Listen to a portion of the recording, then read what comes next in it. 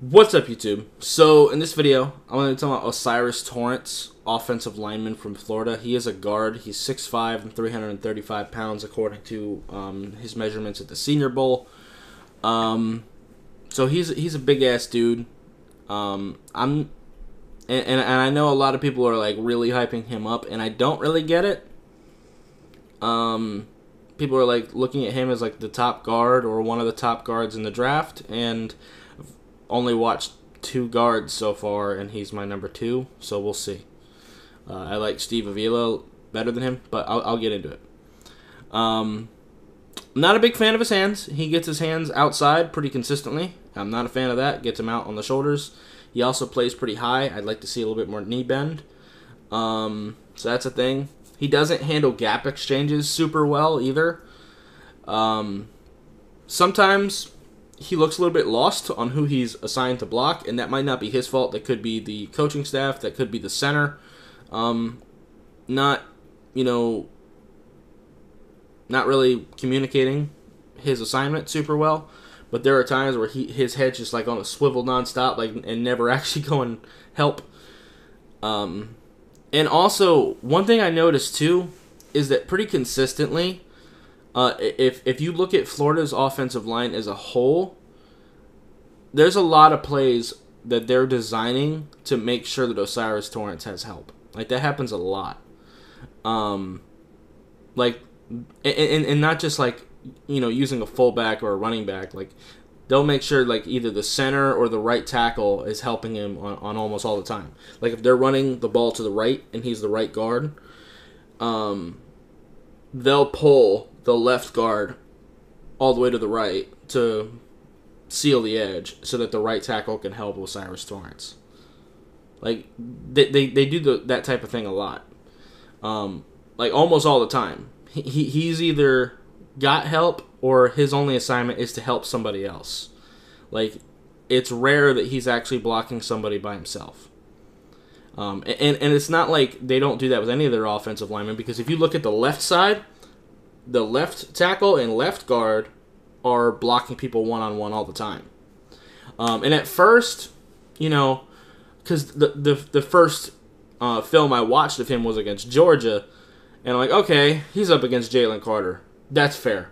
Jalen Carter, you need help. Fine. Best player in the draft. Yeah, you're gonna need help. But I mean, that stayed the case when I watched all of this film. Every single film I watched, it stayed that way. So that's a little concerning. But like I said, he gets his hands outside a lot, and also he misses with his hands a lot. Like, he'll get it like up on the face mask, down by the guy's belly, trying to tickle him. Not really tickle him, but that's what it looks like. He's a decent outside zone blocker. I will say that for his size, he can move a little bit. That's one thing I do like. He needs to stay in front of his opponent a little bit better, just kind of mirror him a little bit more. He kind of looks a little bit frantic at times. I do think like a decent offensive line scheme would help him, because Florida's offensive line scheme is weird. I will say that. And also, despite his size, he doesn't really move people too much either, like with his power. Like, when he does get a hold of somebody, he kind of just catches people rather than striking first. And I think a lot of that is just because he does miss with his hands a lot. Balance isn't super great either. And like I said, he's just not super violent with his hands like I'd like in a guard. Like, he does have some traits I like. Like, he's athletic and he's big as hell. That alone will get you drafted in the NFL for sure. He's just a very, very raw prospect. Now, one thing I will say, he ain't lazy and he ain't soft.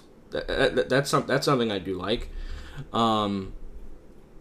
Like, if you look at a guy like Anton Harrison, where, I did question his work ethic sometimes because, he would, like, get a little bit lazy with some of his blocks. That's definitely not the case with Osiris Torrence. I just think Osiris Torrence is very raw, despite him being a senior. I think you know, he's going to be more of a developmental guard. I think he does have some traits if you're like a outside zone running team that, you know, he could potentially come in and play.